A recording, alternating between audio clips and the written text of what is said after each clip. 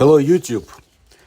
On August 25th, in the year 1925, Soviet surgeon and pharmacologist Nikolai Alexandrovich Grigorovich went to a clay quarry in the village of Odintsovo near Moscow. Grigorovich's hobbies were very diverse, and this time he was looking for mammoth bones. Shortly before that, a tooth of this animal was discovered in the quarry, and Grigorovich rightly assumed that the skeleton of the fossil animal should have been nearby. However, the scientist did not find any bones, but he did not walk in vain to the quarry. In a clump of clay, he discovered a find that called into question the entire official history of mankind. A big find, if you look to the left, and a real brain, slightly flattened by analogy with it to the right. The scientist found a piece of clay with a silicon stone enclosed in it. The initial cleaning revealed the similarity of the stone to the human brain. When Grigorovich continued cleaning, he was amazed. The brain was crossed by a furrow separating the right and left hemispheres. The cerebellum and other details were skillfully depicted, understandable only to specialists. Externally, the find resembled modern models made of plastic, according to which students at medical universities actually study. On the same day, another sensational discovery was made. This time, a fragment of a similar model was found, namely the left hemisphere of the brain. Invited by Grigorovich, geologist Nikolai Zeninovich Milkovich determined the age of the layers of the earth in which the find was made to be 450 to 500,000 years. According to science, at that time, there were already ancestors of modern men, such as the Pithecanthropus and the Heidelberg man. However, these creatures were still semi-monkeys, semi-apes, and Grigorovich was holding in his hands a model of the brain of the genus Homo sapiens. Grigorovich himself believed that his findings were a fossilized human brain, but the commission established at the Timiryazev Institute did not agree with him. Firstly, a flat area was sanded on one of the Grigorovich's finds and proved that it was a monolith. The human brain has a spongy structure. Secondly, according to several geological features, the find was attributed to the Carboniferous period. Thus, the age of the model was moved away, so to say. Now, Grigorovich's artifacts date from 360 to 300 million years before our time, according to scientific data, which is considered reliable. At these times, reptiles were the peak of animal development on Earth.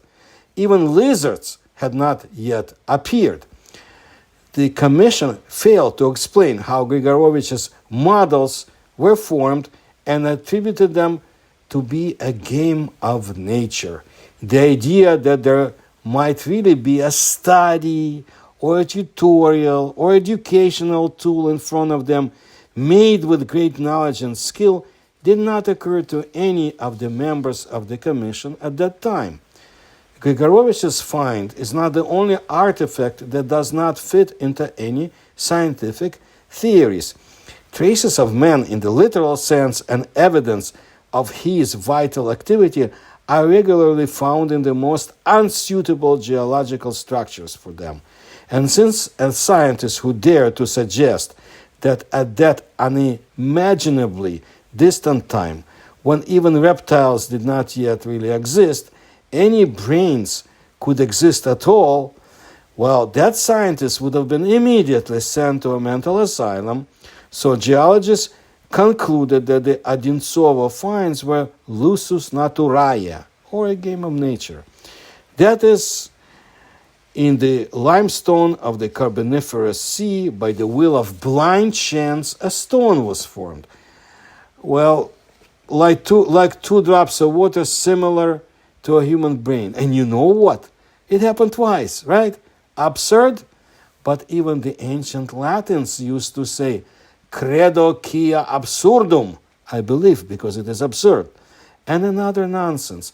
If, as geologists claim, these boulders, stones, were dragged to the Moscow region by a glacier from afar, then why didn't it roll them along the way to the smoothness of other boulders, preserving all anatomical detail intact? What happened? And why did both brains end up side by side? Maybe they were born here in Odintsovo. However, Professor Yakovlev believed that there were no geochemical conditions for this, and he came to a disappointing conclusion.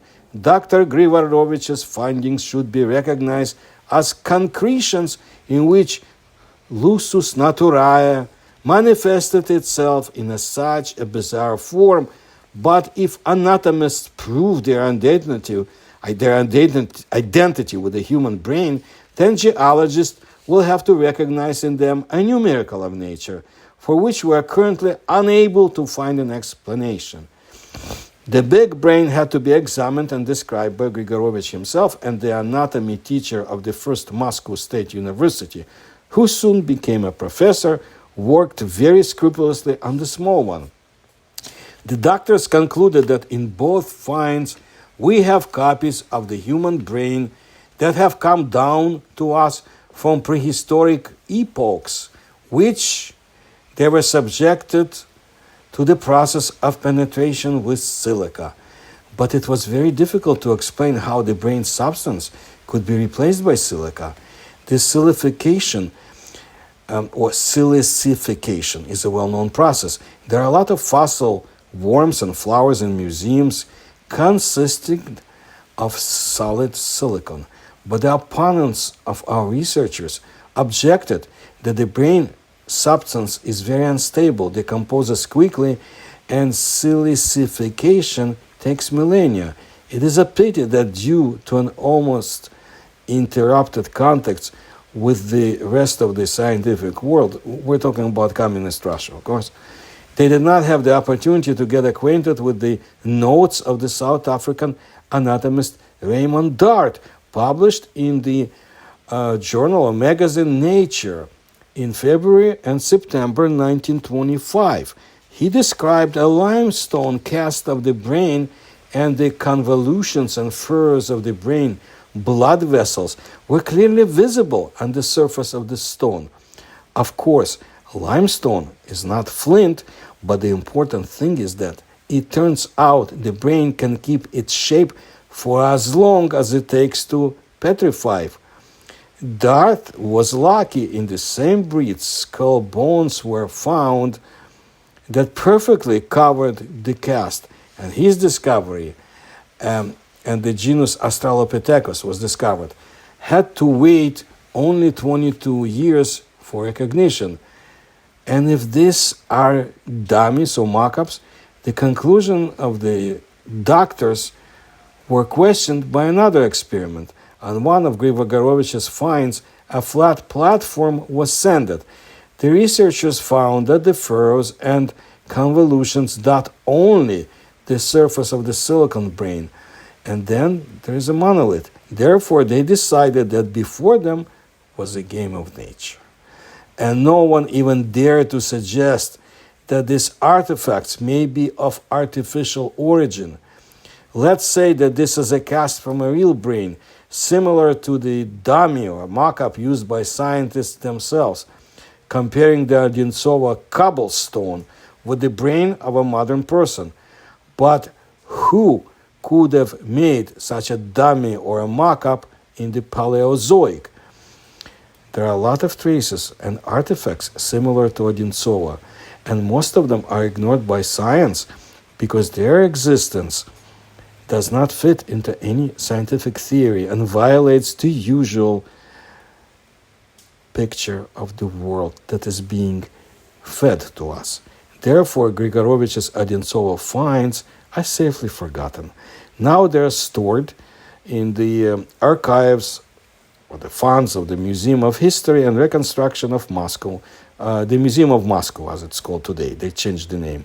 And there's no scientific interest. But I'll tell you something else. Because I like very detailed research, I'm going to put a link to another find that goes 300 million years ago. Please see that video as well. And understand that there is so much on our planet that we do not understand. And if we just appeal to the ordinary scientists who also have careers and have to think about their pay and their standing and publishing, if we just take their explanations, it actually is not going to take us anywhere. So be curious about the world around you. Read scientific reports, I do too, and question everything. Thank you for your attention to my work. If you like my research, please kindly help me through the links you'll find in the description to this channel. Please subscribe to my channel and tell others. Thank you and have a great day.